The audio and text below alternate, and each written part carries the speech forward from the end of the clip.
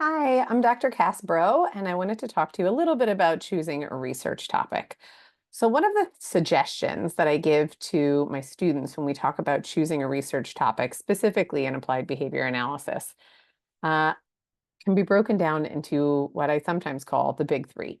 So, the questions to ask ourselves are: do I have access to a participant? Is this intervention supported by peer reviewed literature? And is this intervention ethical for this participant?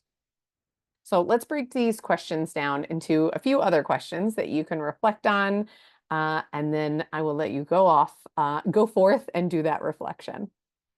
So first question, do I have access to a participant? So there are some nuances to this. So I give you something else to think about. So the question to ask yourself is, do I have access currently? So do I have access to a participant currently that needs this intervention or this type of intervention? The next question to ask yourself is, will I likely have access to this participant who hopefully needs this intervention for the duration of time that I need for my research? So depending on the program that you're in, there are going to be different stipulations for when you plan your research proposal and then when you actually carry out your research. And sometimes those can be months and even up to years of difference in time. So you really have to consider, do I have access currently, but also will I likely have access for the duration of time that I need? Which means if I know that this is a participant who's likely moving in the next few months, I likely do not have access to this participant for the amount of time that I need. And then a third question, which may or may not apply in your situation, is will I likely get site approval? So if you are working anywhere outside of this participant's home, you are going to need site approval to do this intervention. So if you're doing this intervention in a public school, there are sometimes complicated site approvals to be sought.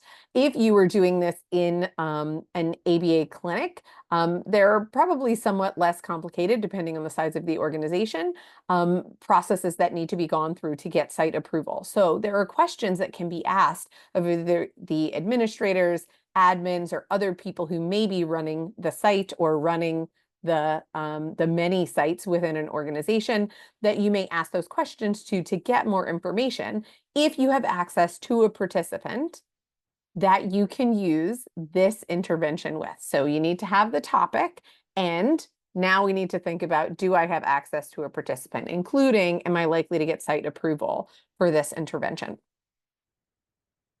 The second question to ask yourself is this intervention supported by peer-reviewed literature? So there are two components to this that I think are really important to consider, which is one, has this intervention been well represented in peer-reviewed literature, period? To meet our ethics code, we need to know that interventions that we are utilizing with our clients or with our participants are likely to be effective. And we support the likelihood of effectiveness through it being well represented in peer-reviewed literature. Essentially, it has been shown effective by X number of studies with this similar of participants. And so I think there's a strong likelihood that it will be effective with my participant. So if this intervention hasn't been well represented in peer-reviewed literature, we then can ask ourselves some subsequent questions, and this may be something to work out with either your research supervisor, your professor, et cetera. But the questions that we may ask ourselves are, has this been well represented in other fields? Has this been well represented with different participants, the type of participant that I am working with? So it isn't always a strictly yes or no question when it comes to this, but we need to start considering the nuances here.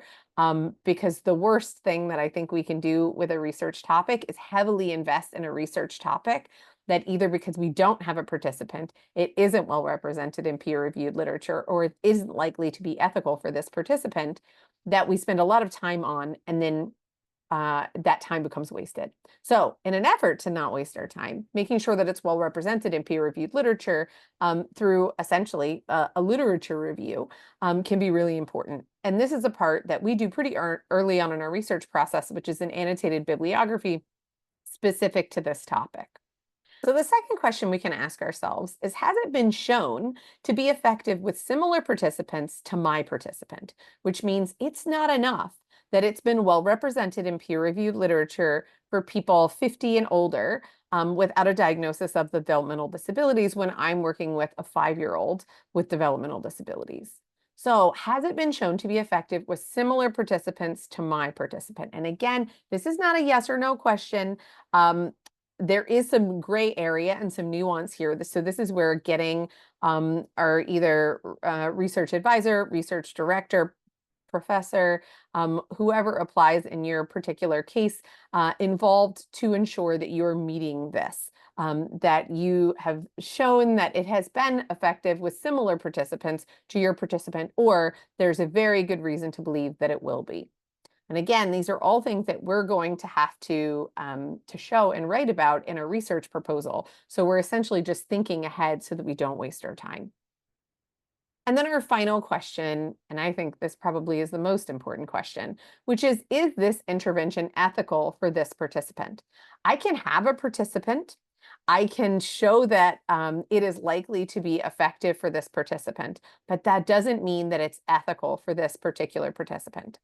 I've had students before who had very good ideas for research that weren't an intervention that the participants that they had access to actually needed. That would make them not ethical, even if it's a great thing. If this person doesn't need that, if this is not the thing that is most appropriate for them to work on next, and that can be a nuanced and a complicated conversation, then it is not ethical for this participant. So some of the sub questions that you can ask yourself is this an appropriate intervention for the needs of this participant? So if I didn't want to do an intervention with this topic, would this still be an appropriate intervention for the needs of this participant? And if it's not, then we really have to ask ourselves, is this ethical for this participant? Will the appropriate parties likely give informed consent for me to do this intervention? Which means, is it likely that the stakeholders and the person themselves, depending on their legal capacity to consent, are going to give informed consent for this intervention? And then if you are working with a participant who is either underage or some other reason has a by proxy signing for informed consent through either guardianship or parentage. So essentially, if anyone but the participant is going to be signing the informed consent, will this participant likely assent to participating in this intervention? If you don't know the definition of assent is non-legal consent. So it's essentially the agreement to participate by somebody who is unable to legally consent. So even if somebody else is signing the informed consent, is this person likely going to participate in this intervention willingly? Are they going to assent to this intervention?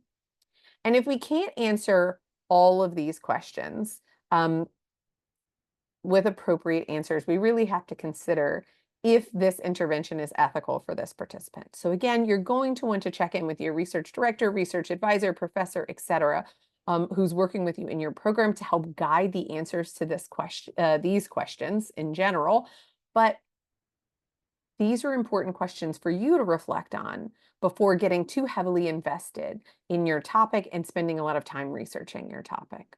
So I hope this was helpful. Thanks.